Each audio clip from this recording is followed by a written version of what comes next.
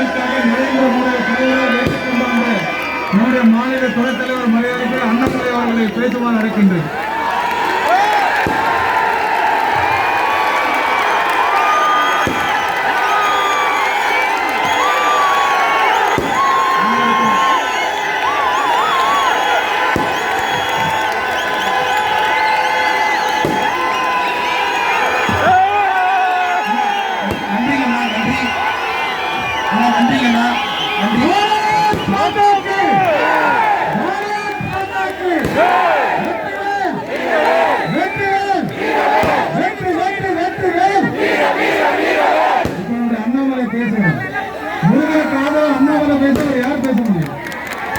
அனைவருக்கும் எங்களுடைய அன்பான வணக்கம். கோவை மாநகரம் எப்பொழுதுமே பாஜகவின் கோட்டை. எப்பொழுதுமே இந்த அலைக்கடலாக நம்முடைய தாமரை சொந்தங்கள் மினிமம் நீங்க 20,000 பேர் இங்க இருக்கீங்க. 20,000 பேர் இங்க இருக்கின்றீர்கள்.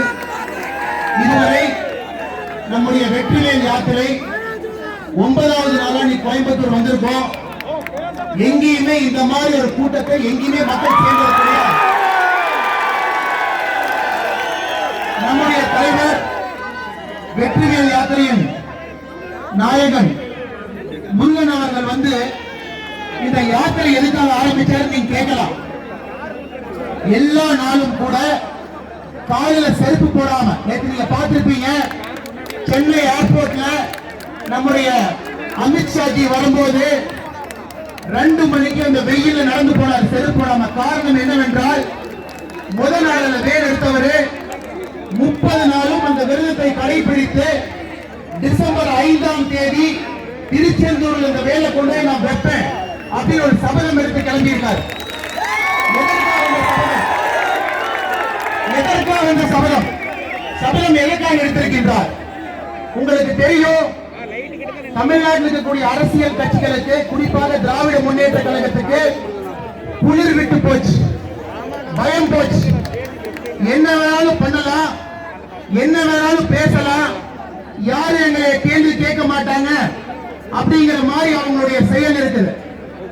5 மாதத்திற்கு முன்னால் நாம் அனைவரும் வழங்கக்கூடிய தமிழ் கடவுளான முருக பெருமானுக்கு உங்க வீட்டில் எல்லாமே நீங்க கந்த சஷ்டி கவசம் பாடுவீங்க.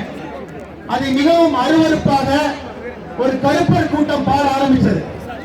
இதை வந்து குறைந்தபட்சம் ஒரு அரசியல் கட்சி வந்து நீங்க பண்றது தப்புன்னு சொல்லலாம், கண்டிக்கலாம், அந்த மனிதரை கைது பண்ணு சொல்லலாம். எதையுமே இல்லாம அவங்கள வந்து சப்போர்ட் பண்ணுச்சு.